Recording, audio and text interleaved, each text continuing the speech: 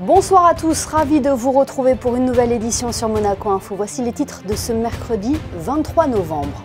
Le centre hospitalier Princesse Grace au cœur de l'innovation en cardiologie. L'établissement labellisé Centre d'excellence européen en hypertension vient de dévoiler une dernière technologie de pointe. Le professeur Atul Pathak sera avec nous dans quelques instants pour en parler. En basket, la Roca Team s'est inclinée hier face au leader de l'Euroleague, le Fenerbahçe, 92-95. Les Monégasques signent leur première défaite à domicile de la saison dans cette compétition. L'AS Monaco Omnisport récompense ses sportifs. Elle a salué hier les performances des différentes sections et a sacré la pentathlète Amanda Love et le spécialiste du 400 mètres Théo Andan, athlète de l'année. Nous resterons dans le sport avec du beau spectacle en Méditerranée prévu ce week-end. La baie de Monaco accueille le challenge d'aviron de mer Prince Albert II. Nous recevrons Mathias Raymond, le président de la Société nautique et organisateur de l'événement. Dans ce journal également, nous reviendrons sur la Journée internationale des droits de l'enfant célébrée en principauté. Et puis nous nous intéresserons au concept du ciné-concert, ou quand la musique classique accompagne l'image à merveille. Le centre hospitalier Princesse Grace se positionne comme étant au cœur de l'innovation en cardiologie. Ce matin, le Prince Albert II a inauguré une nouvelle salle avec des technologies de pointe. Le CHPG est d'ailleurs le premier établissement en Europe à se doter de cette version d'équipement. Pour en parler, nous sommes avec le chef du service de cardiologie. Bonsoir Atul Pathak. Bonsoir. Est-ce que vous pouvez nous éclairer sur cette nouvelle salle inaugurée ce matin au CHPG ? Oui, cette nouvelle salle, c'est une salle qui est une salle, on va dire, de troisième génération, puisqu'elle va bénéficier d'une part d'un tout nouvel appareillage qui permet de faire de l'imagerie à l'intérieur du cœur et de superposer ce qu'on voit dans le cœur et ce que l'on sait sur le patient. Deuxièmement, c'est une salle qui bénéficie d'une implantation d'une technologie qui permet de contrôler le mouvement des cathéters, ces dispositifs qu'on met à l'intérieur du cœur, mais à l'aide d'aimants. Et on va finalement, grâce à l'aide d'une souris, de façon très précise, de façon très sensible, pouvoir guider ce matériel à l'intérieur du cœur humain et ne plus faire de gestes brusques comme on faisait autrefois avec la manipulation manuelle. Et enfin, à cette nouvelle salle de cartographie d'aimants, on rajoute une nouvelle technologie qui va permettre de traiter des gens qui ont des troubles du rythme cardiaque, on dit aussi arythmie, avec une stratégie qui n'utilise plus la stratégie de chauffe. Avant, on chauffait l'extrémité du cathéter pour traiter des zones à risque. Maintenant, on va utiliser un système qui va envoyer des ultrasons et détruire spécifiquement les zones pathologiques. Donc, trois innovations révolutionnaires pour la principauté et pour le CHPG. Qu'est-ce que ces innovations vont changer concrètement pour le patient ? Alors pour le patient, il y a des avantages multiples.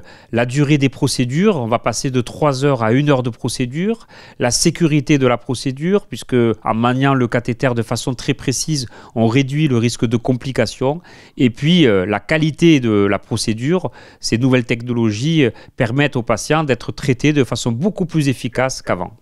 C'est un atout majeur donc pour le patient, mais aussi pour Monaco dans son attractivité. Oui, c'est un atout majeur car cette technologie reste rarement disponible à l'échelle du territoire mondial.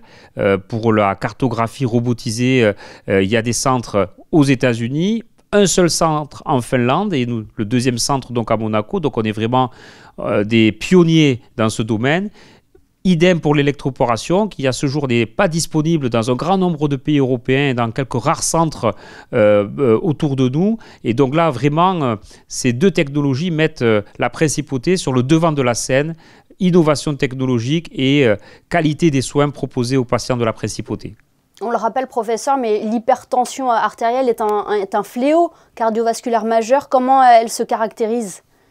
Alors effectivement, cette salle sert à prendre en charge les arythmies, mais l'hypertension, c'est souvent la première cause de cette arythmie. C'est une maladie très prévalente. On estime que dans le monde, il y a 1,2 milliard de sujets hypertendus. C'est une maladie dont la prévalence, la fréquence, si vous voulez, augmente avec l'âge. Et surtout, c'est un pourvoyeur d'un grand nombre de complications cardiovasculaires. Insuffisance rénale chronique, insuffisance cardiaque, arythmie. Il n'y a pas une maladie cardiovasculaire qui n'est pas secondaire à l'hypertension artérielle. Et aujourd'hui, on le voit, ça se traite très bien. Aujourd'hui, effectivement, avec l'arrivée d'innovations pharmacologiques, des nouveaux traitements, mais surtout d'innovations technologiques, et 2 patients ont bénéficié d'une nouvelle technologie qu'on appelle la dénervation rénale au CHPG pour traiter cette hypertension artérielle. On a de plus en plus de moyens pour contrôler et optimiser la prise en charge de ces patients. Ces innovations, professeur, ont permis au CHPG d'obtenir le label Centre d'excellence européen en hypertension. À quoi cela correspond ? C'est un label qui est obtenu très difficilement par quelques rares centres et qui est distribué par la Société européenne d'hypertension artérielle, qui reconnaît la qualité des soins, l'expertise, le fait d'avoir sur un même site des compétences complémentaires qui vont permettre de mieux soigner les patients, qui vont leur permettre d'avoir accès à l'innovation. Et puis, il y a une dimension aussi recherche et enseignement, de former les plus jeunes ou nos collaborateurs pour parfaire la prise en charge de cette hypertension artérielle. Accompagner le CHPG dans l'innovation était l'un de vos objectifs lorsque vous avez pris la tête du service de cardiologie il y a 2 ans. Quel regard portez-vous sur ces 2 années écoulées ? Alors, il y a eu quelques chamboulements avec ce satané Covid, mais malgré cela, finalement, on a réussi à décrocher ce label d'excellence pour l'hypertension artérielle, équiper notre centre avec cette approche robotisée aimantée, mettre à disposition des patients la technique d'électroporation. Donc, malgré les turbulences, je dirais que la feuille de route a été respectée. Merci à tout le Patak d'avoir été avec nous sur Monaco Info. Merci à vous. Le Monaco Hydrogène Forum a refermé ses portes hier à l'hôtel Hermitage. Pendant 2 jours, ce congrès a réuni les spécialistes du secteur pour échanger sur le développement de l'usage de cette énergie. L'événement s'est clôturé par une cérémonie de remise de prix récompensant les solutions innovantes dans le domaine de la mobilité. Le prix de l'innovation a par exemple été décerné à la société Genevos qui s'engage à décarboner le secteur maritime. En Euroleague, l'AS Monaco Basket était proche de l'exploit face au Fenerbahçe hier, mais les Monégasques se sont finalement inclinés sur leur parquet, 92-95. Le résumé de cette rencontre est signé Yannick Debever et Sylvain Péroumal. Monaco-Fenerbahçe, c'était le duel entre le 3e et le 1er de l'Euroleague. Un choc au sommet qui a tenu toutes ses promesses et ce, dès les premières minutes. Le plan de jeu de la Roca Team sur ce premier quart-temps est de s'appuyer sur Donatas Motiejunas qui répond présent et inscrit 7 des 9 premiers points monégasques. En face, c'est Nigel Hayes-Davis qui répond avec son meilleur match de la saison comptabilisant 21 points et 5 rebonds. Les 2 équipes sont très proches avec un niveau de jeu très élevé autant en défense qu'en attaque. Mais Monaco est victime d'un petit trou d'air dans le début du second quart et les Turcs en profitent pour prendre 10 points d'avance. Heureusement, un Jordan Lloyd en feu à 3 points permet à Monaco de rester dans le coup. 38-45 à la mi-temps, Monaco paye sa baisse d'intensité face à une équipe exceptionnelle de régularité. C'est fou ça, oh là là, c'est terrible! Et puis le petit trou d'air du début de second quart se transforme en dépressurisation complète de la Roca Team au retour des vestiaires. Dans la seule 3e période, Monaco encaisse 34 points. À l'image de ce dunk de Devin Booker, les portes de la défense monégasque sont grandes ouvertes. Fenerbahçe se balade pour compter 19 points d'avance à l'aube du dernier quart. C'est le record de points de la saison. Fiers et orgueilleux, les Roca Boys ne veulent pas subir d'humiliation à domicile. Commence alors une course contre la montre, remontée 19 points en 10 minutes face à la 2e meilleure défense d'Europe. Des 2 côtés du terrain, Monaco est impressionnant, jouant à son meilleur niveau. Les paniers s'enchaînent en même temps que les stops défensifs. Fenerbahçe est à la dérive et la Roca Team grappille son retard à vitesse grand V. Jordan Lloyd est hyper important en défense. Mike James mène bien le jeu et Eli Okobo marque quand il le faut. Gaston Médecin est en délire, Monaco est à -3 et même bientôt à -1 sur cette petite touche de Dante Hall. À l'agonie, les Turcs parviennent tout de même à garder leur petite avance jusqu'au bout. Mike James manque le panier de l'égalisation et la Roca Team s'incline 93-96 malgré une remontée épique. We're definitely a little bit inconsistent, especially, but I'm really just proud of the way we came out today. We had a tough loss at home in French League, so we fought. We all was together for entire 40 minutes, and I think that's the biggest thing to take away tonight. It's a great team, and we'll be hopefully more consistent as time goes. But the biggest thing is we were all together today, and we fought. So I'm happy about that. Cette défaite n'a pas de grandes conséquences au classement. Monaco possède toujours le deuxième meilleur bilan d'Euroleague à égalité avec le Real Madrid, Barcelone et Olympiakos. Prochain match pour la Roca Team ce vendredi à 19 h face au Bayern Munich à Gaston Médecin. Cette rencontre d'Euroleague sera bien évidemment à suivre en direct sur notre antenne. Sport toujours avec la remise des prix de l'AS Monaco Omnisport. Les différentes sections assez mixtes ont été mises à l'honneur sur la scène de l'Auditorium Régnier 3 hier, avant d'annoncer le nom des athlètes de l'année. Frédéric Elion et Olivier Bonello y étaient, voyez leur reportage. L'AS Monaco Omnisport est une grande famille composée de plus d'une vingtaine de sections. Les athlètes défendent les couleurs de la principauté toute l'année et ont brillé sur la scène nationale et internationale. Ils ont été mis à l'honneur mardi soir à l'occasion de la traditionnelle soirée de remise des prix de l'ASM à l'Auditorium Régnier 3. Filles et garçons se sont succédés sur scène pour recevoir des distinctions individuelles ou collectives, avec en point d'orgue le trophée d'athlète féminine de l'année, décerné à Amanda Love pour sa saison exceptionnelle en pentathlon. C'est un très grand honneur et une grande fierté. Il faut savoir que je n'arrive pas à ce niveau-là toute seule. Il y a tout le staff derrière, l'équipe médicale, les entraîneurs, surtout l'ASM Athlétisme qui m'ont aidé à plus performer cette année. Et vraiment, et la famille aussi qui m'aide à pouvoir m'entraîner. C'est vraiment, je suis très fière, merci. Chez les garçons, Théo Andan décroche une nouvelle fois le prix d'athlète masculin de l'année. Le vice-champion de France élite du 400 mètres, médaillé de bronze avec le relais 4x4 au dernier championnat d'Europe, n'était pas présent, mais il a fait une petite vidéo dans laquelle il félicite Loïc Noudog-Bessy, qui évolue avec les espoirs de l'AS Monaco Basket et qui a décroché le titre de champion du monde de basket 3-3 cet été. On est venu en tant qu'outsider, personne ne s'attendait à nous voir aussi haut et finalement on est sorti de là invaincu. Donc pour nous ça a été un très gros parcours et on est vraiment fiers et je suis vraiment fier. Mais comme tu l'as dit, c'est vrai que c'est d'abord une aventure collective et c'est vrai que j'aurais pas eu cette récompense-là si mes coéquipiers n'étaient pas au niveau aussi. Et pour moi c'est une très grande fierté, c'est un accomplissement de tous mes efforts, de tout ce que j'ai accompli durant ma vie. De sportif et ça me fait très plaisir. La soirée s'est terminée par la remise des insignes d'honneur et de vermeil. En football, l'équipe de France a lancé de la plus belle des manières son entrée dans la Coupe du Monde. Les Bleus ont dominé hier l'Australie 4-1. Un succès ponctué par l'entrée en jeu du monégasque Youssouf Fofana qui a remplacé son ancien coéquipier Aurélien Tchouaméni à la 77e minute pour son premier match en Coupe du Monde. Et demain matin à 11 h, ce sera au tour d'un autre monégasque de débuter son mondial. Il s'agit de Brel Mbolo qui affrontera le Cameroun avec la Suisse. Un match particulier pour l'attaquant. Frédéric Elion l'a rencontré avant son départ pour le Qatar. Le meilleur buteur de l'AS Monaco évoque cette rencontre, mais aussi ses ambitions pour cette Coupe du Monde. Elle est très symbolique pour moi et toute ma famille. J'ai des origines du Cameroun. C'est un pays qui est très proche de moi. La majorité de ma famille vit encore là-bas, je passe mes vacances là-bas. Et ouais, c'est un match spécial pour moi et ma famille, mais je vais essayer de le passer simple possible parce que ça reste un match de foot et on va essayer d'aller chercher aussi là les 3 points. On ne se fixe pas de limites, mais on sait que le Brésil c'est une très grande équipe mondialement avec les meilleurs joueurs. Mais après le foot, ça reste un sport qui commence à 0-0 et tout peut arriver. Mais on sait vraiment que c'est un favori, c'est un groupe très très serré et chaque match c'est important. À nous de prendre chaque match et aller chercher le maximum.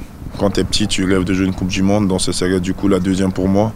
Et après, tu vises toujours le maximum. Mais comme tu as dit, à 25 ans, c'est un peu différent qu'à 18 ou 19 ans. Mais après, je suis super content et je suis impatient et j'espère que ça va bien se passer pour nous. Et en l'absence de Ligue 1, la Principauté continue quand même de vibrer pour le sport. Le week-end, elle accueillera notamment le tournoi international d'épée à l'espace Saint-Antoine. Du beau spectacle est également attendu à partir de samedi en baie de Monaco avec le challenge d'aviron de mer Prince Albert II. Bonsoir Mathias Raymond. Émilie Rousseau, bonsoir. Ce rendez-vous est présenté comme la plus belle rencontre de la discipline de cette fin de saison. Vous le confirmez ? Absolument, je vous le confirme. C'est l'événement qu'on attend particulièrement ici à la Société Nautique. C'est un temps fort pour notre association. Et on a eu notre conférence de presse aujourd'hui où on a pu enfin annoncer, on était assez impatients de le faire, notre plateau sportif pour cette 17e édition du Challenge Prince Albert II. Et on se réjouit et on espère vraiment de très très belles compétitions quand on voit le niveau des compétiteurs qui seront présents avec nous ce samedi et ce dimanche. Et justement, qui sera présent, Mathias ? Alors, je vais vous épargner de vous faire la liste complète parce qu'elle est assez longue et les palmarès sont très longs. Par contre, juste très rapidement, on a une Olympienne polonaise qui est là, qui a remporté la médaille d'argent à Tokyo l'année dernière et elle était déjà médaillée de bronze en 2016. Et après, on a bon nombre de médaillés, alors je précise, de médaillés internationaux en aviron olympique, donc sur la rivière. Et donc c'était un de nos objectifs quand on a revu notre formule sportive d'essayer d'attirer le plus d'avirons de rameurs olympiques possible. Et donc on est en passe de réussir cette transition. Et après évidemment on a pléthore de médaillés et de champions du monde en titre. Donc on a eu les championnats du monde qui se sont tenus à la fin du mois d'octobre et donc qui viennent mettre, si je peux me permettre, leur titre en jeu chez nous. Et donc ça va faire vraiment des courses magnifiques. Qu'est-ce qui fait que ce challenge est le rendez-vous où il faut être? Qu'est-ce qui plaît? Alors il y a plusieurs choses qui plaisent à notre régate ici à Monaco. Évidemment on va commencer par ça puisque c'est évident, mais c'est le climat. On a de la chance puisqu'on a quand même assez souvent des très très bonnes conditions, au moins par rapport à l'ensoleillement et aux températures, par rapport au reste de l'Europe. Et on a après par ailleurs des belles conditions de navigation puisque la baie de Monaco est malgré tout quand même assez soumise aux contraintes extérieures et donc on a toujours des belles vagues et c'est des conditions en aviron de mer qu'on affectionne particulièrement. Et après, du point de vue de l'organisation, on a été avec les collègues du comité d'organisation, on peut le dire, assez innovant sur notre formule et on a été la première régate d'aviron de mer à proposer du prize money. Et donc ça, évidemment, c'est quelque chose qui est assez attractif dans le monde de l'aviron puisqu'aucun rameur n'est professionnel. Donc ça fait quelque chose que les rameurs viennent chercher. Ensuite, on a fait, après c'est quand même assez technique, donc je ne vais pas rentrer dans les détails non plus, mais pas mal d'innovations sur le règlement technique par rapport à ce qui se fait d'habitude sur les compétitions fédérales de la FISA. Et pour moi, un des points aussi que je me permettrai de souligner, c'est le format de compétition qu'on propose, qui se voit, on peut le dire, nulle part ailleurs, puisque nous avons des courses en équipe, et donc c'est des courses au point, c'est-à-dire que chaque équipage concourt donc sur les 2 jours du week-end, le samedi et le dimanche. Et au final, c'est l'équipe qui cumulera le plus grand nombre de points à l'issue de toutes les courses qui remportera le challenge. Et donc, c'est vraiment un effort collectif qu'on a tenu à mettre en avant. Et voilà, une toute petite précision aussi, évidemment, les équipes qui participent sont mixtes et paritaires. Donc, on a 2 garçons et 2 filles qui rament avec un barreur ou une barreuse. Et qu'est-ce qui amène les rameurs de rivière à venir à s'engager dans cette compétition en mer? C'est totalement différent. Là, il y a plusieurs aspects à prendre en compte. Ah, absolument. Alors on ne peut même pas du tout comparer les deux disciplines. Si vous voulez, pour faire un parallèle qui pourrait vous parler, ça serait entre faire une course sur un stade d'athlétisme avec une piste en tartan et après aller courir dans la montagne avec les cailloux, les branches et toute l'incertitude qu'on connaît. Pour l'aviron, c'est un petit peu la même logique. Et en aviron de mer, on sort de ce cadre qui est quand même assez fermé de l'aviron olympique où on est sur des eaux qui sont calmes, dans des lignes d'eau qui sont bien délimitées. En aviron de mer, on fait une course au large, on est en confrontation directe avec ses adversaires, donc ça implique évidemment des choix stratégiques pour ne pas se rentrer dedans. On a la notion de navigation qui rentre en compte puisqu'on est soumis au vent, on est soumis au courant. Et après, le choix des meilleures trajectoires parce qu'on a des bouées autour desquelles il faut tourner puisque c'est des parcours où on fait, disons, une boucle. Et donc, toutes ces notions, quand on vient de la rivière, c'est des notions qu'on ne connaît pas. Et nous, en tant qu'organisateurs, c'est vraiment quelque chose qu'on soutient et qu'on essaye de mettre en avant parce que voilà, c'est la passerelle entre ces deux disciplines qui nous intéressent parce que nous, on est amoureux de l'aviron au sens large et donc voilà, on essaye de réunir les deux mondes. Alors plusieurs nations seront représentées ce week-end, dont la Principauté, j'imagine. Hein. Absolument, la Principauté sera représentée. Alors, la Société Nautique engagera 3 équipes, ce qui est une première pour nous et on s'en réjouit de pouvoir voir nos rameurs du club faire la compétition avec l'élite mondiale de l'aviron. Et après, surtout, on a notre rameur international que vous connaissez très bien, Quentin Antonielli, qui sera là, qui concourt avec une équipe mixte avec des autres internationaux et internationales françaises. Et c'est d'ailleurs avec ces mêmes coéquipiers et coéquipières qu'il avait déjà remporté l'édition 2021 du Challenge. Donc il a accepté de remettre son titre en jeu. Et là, cette année, ils auront fort à faire puisque la concurrence est impressionnante. Bien, merci beaucoup Mathias Raymond. On le rappelle, vous êtes le président de la Société nautique de Monaco, organisateur donc du Challenge Prince Albert II. Merci infiniment d'avoir été avec nous et rendez-vous samedi donc dans la baie de Monaco. Samedi 26 et dimanche 27 à partir de 10h et jusqu'à 14h pour voir depuis la jetée Luciana toutes les courses. Et j'en profite aussi, voilà, sur notre site internet cpa2.mc. Vous pourrez voir les courses qui sont retransmises en direct par une captation drone et caméra. Et donc voilà, venez vivre un petit peu d'aviron ce week-end avec nous à la Société Nautique avec grand plaisir. Merci beaucoup. On croise les doigts pour la météo, Mathias. C'est gentil, merci. Merci à vous. Le 20 novembre dernier était marqué par la Journée internationale des droits de l'enfant. Cette journée tombant un dimanche cette année, c'est ce mercredi, jour des enfants, que la direction de l'Éducation nationale de la jeunesse et des sports a choisi pour célébrer cet événement dans les hauteurs de Monaco. Plus de détails dans ce reportage de Vanessa Dessy et d'Alexandra Marangoni. Animation inédite, activités ludiques et sportives étaient proposées gratuitement à l'occasion de la Journée internationale des droits de l'enfant. À l'initiative de la Direction de l'Éducation nationale de la jeunesse et des sports, près de 200 enfants ont été accueillis au centre de loisirs. La journée s'est déroulée en 3 temps autour d'une grande kermesse. Il y a du maquillage, il y a des jeux de lancer, il y a les sumo, du Bigfoot. Sur les terrains de sport où là il y a de très grandes structures gonflables qui sont mises en place. Les enfants pourront faire du surf, évoluer dans un labyrinthe énorme. Il y a un grand parcours aussi qui est mis en place. Il y aura une initiation au kinball, au hockey, au basket. Il y a vraiment beaucoup d'activités qui ont été déployées pour cette journée particulière. Une grande mobilisation de la part de l'équipe pédagogique, mais également beaucoup de bénévoles avaient répondu présents. Et on salue le travail des animateurs du centre de loisirs qui vraiment, depuis des années, sont très investis dans l'organisation de cette journée caritative. C'est vrai que nous, le mot équipe, ça a toujours signifié beaucoup de choses pour nous deux. Et voilà, les jeunes qui arrivent s'investissent auprès de cette cause. Et puis on a aussi les jeunes du lycée Albert Ier qui nous rejoignent là aussi pour donner un grand coup de main, c'est formidable. Chaque année, lors de la Journée internationale des droits de l'enfant, la Principauté célèbre l'adoption de la Convention relative aux droits de l'enfant de 1989. Cette journée témoigne de l'engagement de la communauté éducative. C'est la première fois que le centre de loisirs ouvre ses portes pour tous les enfants de Monaco. J'ai voulu à la fois marquer l'anniversaire des droits de l'enfant qui est le 20 novembre. J'ai voulu à la fois sensibiliser les enfants au sein des écoles, mais leur donner un jour récréatif. Donc les enfants peuvent apprécier à leur juste valeur la chance qu'ils ont d'avoir un centre de loisirs en Principauté qui peut les accueillir tous les mercredis après-midi et pendant les vacances scolaires. Tous les enfants n'ont pas la chance de vivre à Monaco. Nous sommes dans un havre de paix, nous avons beaucoup de chance au niveau de l'éducation et ça je voulais leur expliquer.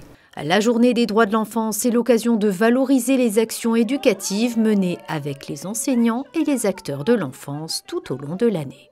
Et toujours dans le cadre de la Journée internationale des droits de l'enfant, la Société des bains de mer proposait de son côté une journée portes ouvertes dans les établissements de la SBM pour les enfants des salariés. Je vous propose d'écouter à ce sujet Sophie Vincent, la directrice des ressources humaines de la SBM. Outre le soutien qu'apporte chaque année la Société des bains de mer aux actions de la Direction de l'Éducation nationale de la jeunesse et des sports, on a souhaité donner à cette journée un angle ressources humaines en proposant, et c'était d'ailleurs, il faut le souligner, une idée des salariés, notamment délégués du personnel de l'Hôtel de Paris. Donc on a proposé aux enfants du personnel de venir visiter le lieu où travaille papa ou maman. Et donc de pouvoir se rendre dans nos établissements hôteliers, si les parents travaillent dans nos établissements hôteliers, au casino pour les parents qui travaillent là-bas, et ici à Aigues-Marines pour les services support et le siège. On accueille donc les enfants à partir de 6 ans. Ils viennent avec leur... vous les entendez. Ils viennent retrouver leur papa ou leur maman qui leur fait visiter le bureau, éventuellement les espaces de convivialité, etc. Et il y a un petit goûter qui les attend dans une salle de réunion. Je crois que ce n'est pas terminé puisqu'en fin de semaine, il y aura un dernier événement, c'est ça? Tout à fait. Donc après dimanche dernier, le principal de nos établissements hôteliers, casinos, les thermes marins, on aura encore samedi, l'opération se poursuit donc au niveau de la direction des événements culinaires. le pôle sucré, donc notre boulangerie et pâtisserie centralisée, le Madawan et le centre de conférence One Monte Carlo. Quand les mélodies d'un orchestre se mêlent aux images d'un film, c'est le concept d'un ciné-concert, une expérience unique qui a séduit de nombreux spectateurs hier à la salle Garnier. L'Institut audiovisuel de Monaco proposait en effet un ciné-concert avec la projection d'un film muet de 1920. Le reportage de José Sacré. Présenté par l'Institut audiovisuel de Monaco dans le cadre de Tout l'art du cinéma avec l'Orchestre Philharmonique de Monte-Carlo, le film de Robert Wiene, Le cabinet du docteur Caligari, a permis à un très nombreux public de découvrir l'un des premiers films expressionnistes allemands. Alors c'est un film qui a, j'allais dire, défié à l'époque toutes les lois du genre et notamment même l'expressionnisme allemand par un parti pris totalement antinaturaliste puisque le film est entièrement tourné en studio avec des toiles peintes, avec des perspectives volontairement déformées puisque l'histoire du film nous plonge en quelque sorte dans le cerveau d'un hypnotiseur fou, ce fameux docteur Caligari, dont on va comprendre qu'il joue à la fois avec nous, à la fois évidemment avec le personnage du somnambule et qu'il évidemment voisine avec la folie. Dans un langage tantôt post-romantique, tantôt impressionniste, parfois atonal, mais toujours d'une grande précision, la musique de Stéphane Fromageau accompagnait parfaitement ce chef-d'œuvre du cinéma muet. En partant dans ce film-là, de leitmotiv, qui me paraissait très approprié parce que pour décrire, ou pas forcément un leitmotiv associé à un personnage, mais plutôt à une situation, à une ambiance, ou par exemple le destin, ou Et donc avec cette leitmotiv, j'ai une certaine souplesse à l'intérieur effectivement d'un temps de composition qui est minuté et où chaque transition est effectivement minutée à la seconde ou à la demi-seconde près. Voilà.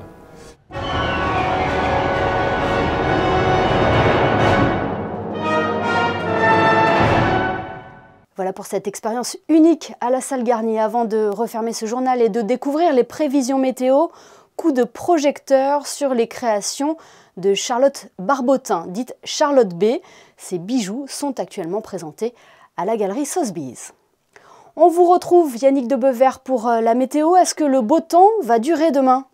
Bonsoir Émilie, bonsoir à toutes et à tous. Et effectivement, ce jeudi devrait être une belle journée ensoleillée en principauté avec des températures de saison prévues entre 10 pour la minimale et 16 degrés au meilleur de la journée.